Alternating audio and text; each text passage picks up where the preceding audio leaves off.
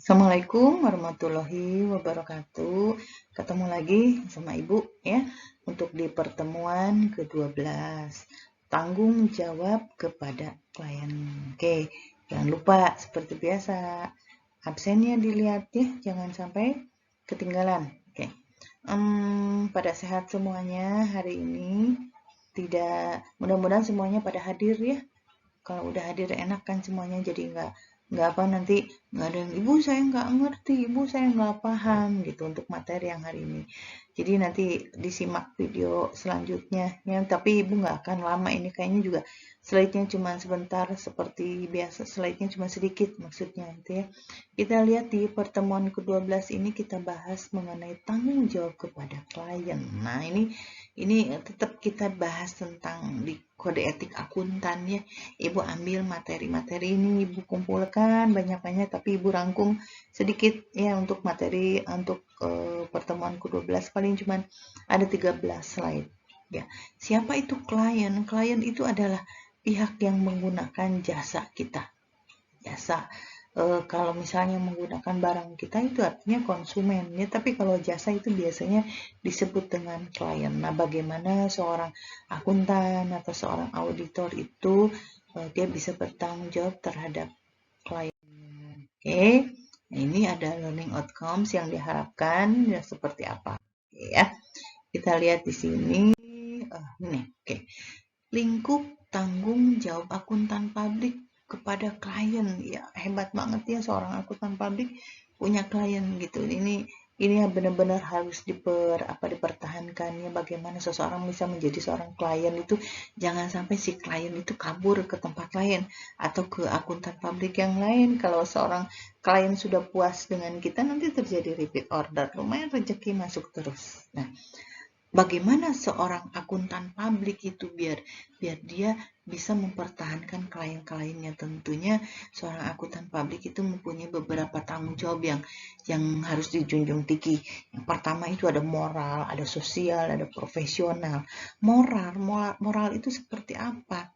Jadi moral ini bagaimana melaksanakan kode etik secara konsisten. Konsisten itu artinya sesuai dengan yang dijanjikan ya, sesuai dengan yang dipertanggungjawabkan. Nanti biar apa? Biar nanti hasilnya itu jadi profesional. Artinya profesional itu sesuai dengan tanggung jawab dan kompetensi dia. Ya, secara moral itu harus bisa dipertanggungjawabkan. Kemudian sosial itu bagaimana seorang akuntan publik bisa melibatkan diri dalam kegiatan-kegiatan yang ditujukan untuk siapa? Untuk kemajuan negara umumnya dan untuk masyarakat atau klien khususnya. Itu tanggung jawab sosialnya. Yang terakhir, tanggung jawab profesional. Bagaimana seorang akuntan publik itu mempunyai keandalan tinggi untuk kepentingannya. Kepentingan siapa? Baik untuk kepentingan klien maupun untuk kepentingan masyarakat. Nah, untuk itu anggota wajib selalu mengembangkan pengetahuannya. Jadi dengan mengembangkan pengetahuannya, otomatis juga dia bisa memenuhi tanggung jawabnya. Ya, jadi harus diingat bagaimana tanggung jawab seorang akuntan publik itu ada moral, ada sosial, ada profesional. Satu lagi, seorang akuntan publik itu dia harus bisa menyimpan kerahasiaan informasi. Kerahasiaan informasi siapa? Tentunya kerahasiaan informasi klien ya. Sebagai seorang profesional, tentu seorang akuntan independen harus bermasyarakat. Ini jadi harus relationship-nya bagus. Bagaimana dia kompetensi di bidang keilmuan maupun juga relationship terhadap masyarakat yang luar biasa ya. Untuk kegiatan di luar pekerjaan itu harus memberikan dampak positif pada profesinya. Jadi jangan apa, dia harus hati-hati untuk membawa peran sebagai auditor. Itu untuk di masyarakat itu bertindaknya seperti apa. Apabila dia ditunjuk untuk menduduki jabatan dalam organisasi lain, maka pertama yang harus diingat adalah menjaga kerahasiaan klien. Nah, selain itu, anggota KAP, kantor akuntan publik ya, KAP itu yang terlibat dalam penyidikan dan review tidak boleh memanfaatkan untuk kepentingan diri sendiri atau mengungkapkan informasi klien yang diketahuinya dalam pelaksanaan tugasnya. Jadi Ya, kalau informasi klien itu udahlah untuk kepentingan diri sendiri saja, tidak usah misalnya jadi ember ya, atau misalnya jadi bigos gitu. Oke. Nah, keresahan informasi ini sebagai anggota KAP tidak diperkenankan mengungkapkan informasi data klien yang rahasia tanpa persetujuan dari klien dalam bentuk apapun. Ini hati-hati. Jadi yang paling bisa dijaga itu adalah bagaimana kita bisa menghormati pribadi orang lain atau pribadi dari si kliennya sendiri ya. Sesuatu yang sangat secret, sesuatu yang sangat privacy itu ya nggak usah diumbar. Cukup kita saja sebagai akuntan publik yang tahunya. Kerahasiaan informasi itu harus dijaga selama tugasnya. Akuntan publik tidak boleh terlibat dalam pengungkapan fakta bila tidak mendapat izin khusus dari klien, kecuali jika dihendaki oleh hukum, negara, dan profesinya. Misalnya kalau kata hukum harus dijelaskan, ya mau nggak mau kita harus menjelaskan apa yang harus dilakukan ya. Kemudian dalam rangka pengendalian mutu satu KAP yang direview oleh KAP lain atau Badan Pengawasan Keuangan dan Pembangunan atau BPKP, maka informasi auditor dapat diungkapkan. Artinya di sini ada permintaan khusus ya dari Badan Pengawas Keuangan atau BPKP, maka informasi dari auditor itu bisa diungkapkan. Nah, kerahasiaan informasi. Setiap anggota itu tidak boleh menghindari atau menghalangi penyelidikan Badan Pengawas Profesi atau BPP ini atas permintaan IAI ya terhadap keluhan yang disampaikan baik klien maupun oleh pihak lain. Setiap anggota bertanggung jawab atas mutu hasil pekerjaannya. Oleh karena itu, pada saat bersamaan dengan pelaksanaan pekerjaannya, ia tidak boleh terlibat dalam usaha pekerjaan yang menyebabkan penyimpangan dari objektivitas atau ketidakkonsistenannya dalam pekerjaan. Ini jadi di situ dituntut ada tanggung jawab atas mutu dari hasil pekerjaannya. Kemudian data juga tidak boleh digunakan untuk keuntungan sendiri. Nah, sekarang kan data banyak diperjualbelikan ya, seperti yang sudah Ibu jelaskan di materi-materi sebelumnya, bagaimana data itu bisa diperjualbelikan. Nah, untuk klien yang go public, inside information tidak boleh diberikan kepada pihak ketiga. Apalagi untuk klien yang sudah go public, gitu ya. Go public di sini artinya dia benar-benar yang sudah terkenal lah ya. Seseorang yang sudah terkenal itu informasinya nggak boleh diberikan pihak ketiga, itu harus lebih hati-hati dibandingkan dengan informasi klien-klien yang biasa, artinya yang tidak go public, apalagi yang sudah go public yang sudah terkenal. Oke. Nah ini auditor boleh mengungkapkan nama klien kepada pihak ketiga kecuali bila pengungkapan nama dan informasi rahasia klien. Contohnya misalnya nama klien yang sedang mengalami kesulitan, itu biasanya diungkapkan hanya dengan inisialnya saja. Seperti halnya dari kepolisian ya, kalau memang satu perkara yang memang belum ditindaklanjuti secara gamblang, itu biasanya diungkapkan dengan inisialnya saja. Nah, auditor pendahulu harus bersedia memperlihatkan kertas kerja sebelumnya kepada auditor pengganti berdasarkan permintaan klien. Jadi pindah ya dari auditor satu ke auditor kedua. Kenapa? Misalnya bisa saja terjadi ke si kliennya tidak puas dengan auditor pertama, atau memang dari kebijakan khusus, misalnya terjadi perpindahan pemeriksaan dari auditor pertama ke auditor kedua. Oke. Kemudian auditor yang menarik diri dari penugasannya karena menemukan pelanggaran terhadap undang-undang atau peraturan pemerintah harus memperlihatkan aspek hukum atas status dan kewajibannya. Nah, ini dibaca saja. Kemudian menjaga rahasia informasi juga merupakan kewajiban semua staf yang bekerja di KAP. Jadi bukan hanya auditornya saja. Jadi semua staf yang bekerja di kantor akuntan publik juga harus bisa menyimpan rahasia dari si klien. Oke. Nah, kita bicara tentang fee profesional. With ya, kita urusannya dengan fulus. Honor dari klien itu tergantung dari mana? Dari kemahiran pengetahuan akuntan publik. Nah, ini sebetulnya kalau seorang akuntan publik dia sudah sudah hebat, sudah kompetensinya sudah tidak diragukan lagi, itu honor itu loh akan datang dengan sendirinya. Biasanya kalau sudah dipakai oleh klien pertama, maka klien pertama sudah puas.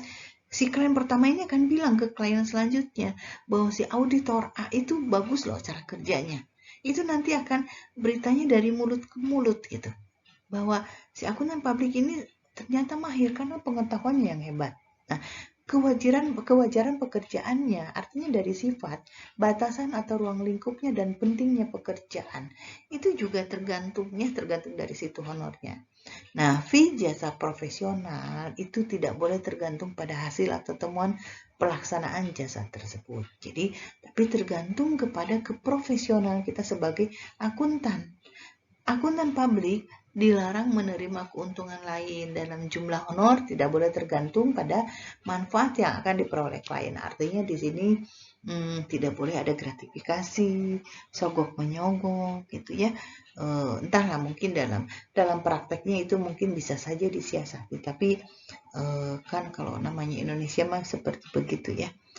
Bisa saja ini disiasati, tapi dalam aturannya memang tidak boleh ada gratifikasi. Oke?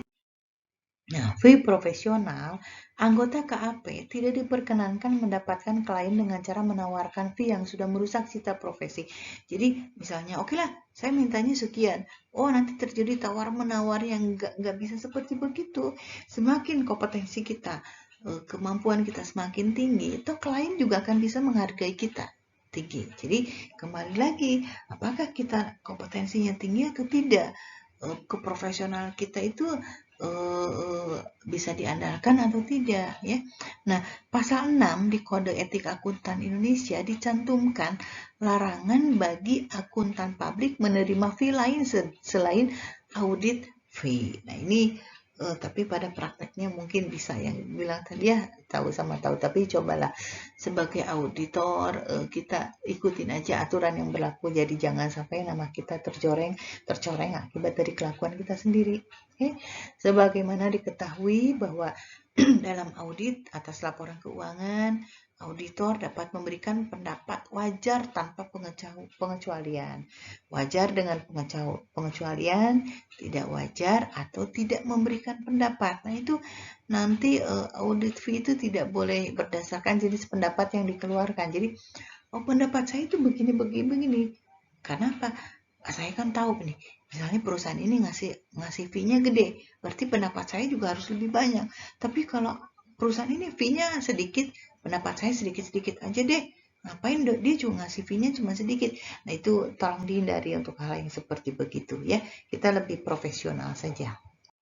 Oke, ada disebut dengan fee kontijen. Nah, ini fee yang bersyarat, yang tidak diperkenankan, yang dibebankan berdasarkan suatu perjanjian di mana honor tidak akan dibayar terkecuali sesuatu yang khusus diperoleh atau berhasil dicapai. Jadi nanti kalau misalnya ini ada perjanjian biasanya. Kalau sesuatu sudah ditemukan, ternyata ada temuan kesalahan bla bla bla begini. Nanti kalau ada temuan nanti akan dibayarkan. Nah, itu ya.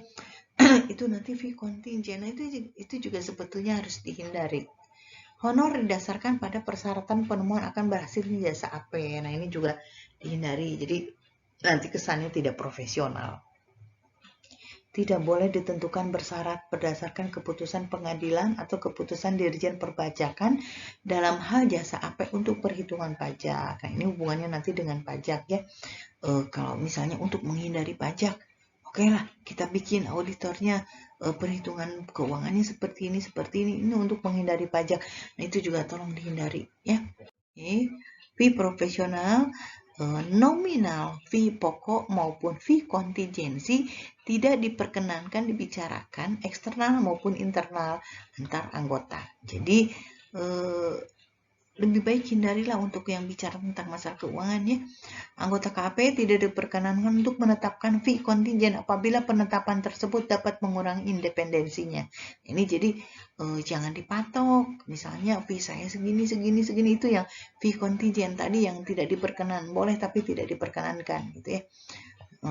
Itu. Oke. Nah, closingnya. ada adaptasi AICPA dalam Peraturan 302 dan Federal Trade Commission dalam mengatur fee kontingent untuk jasa non-atestasi adalah audit review laporan keuangan atau kompilasi laporan keuangan. Nah, ini kalian coba ini sebagai tugas ya. Untuk hari ini biasa dikumpulkan jam 12. Kalau Bu Rini mah selalunya jam 12 aja. Jadi pada saat kita sholat dan makan itu sudah selesai tugasnya. Jadi tenang ya. Coba kalian jelaskan ketiga jasa ini. Ya, apa sih yang dimaksud dengan audit review laporan keuangan? Apa yang dimaksud dengan kompilasi laporan keuangan? Apa yang dimaksud pemeriksaan atas proyeksi laporan keuangan? Jadi tolong yang fee kontingensi, yang jasa non atestasi ini, yang tiga ini kalian jelaskan apa? Paham ya? Ini jadi yang 1, 2, 3 jelaskan apa itu yang dimaksud dengan nomor 1, nomor 2, nomor 3. Silakan nanti jawabnya di e-learning. Oke? Sampai situ saja ya, sudah 15 menit ini. Nanti kalau kelamaan kalian nanti bosan dengar suara ibu, bosan dengan muka ibu. Ya, nanti untuk beberapa masih yang suka ketemu sama ibu di kampus, jangan ragu untuk menegur ibu, karena ibu kan gak hafal dengan kalian yang mungkin hafal dengan ibu ya, karena muka ibu setiap minggu selalu tampil ada di sini. Tegur aja, Bu ini saya namanya ini untuk di kelas ini, jurusan ini ya, biar nanti pada saat kita ketemu di jalan atau dimanapun ibu bisa silaturahmi. Kalau misalnya ketemu di kampus kebetulan kita offline, ibu sudah kenal duluan.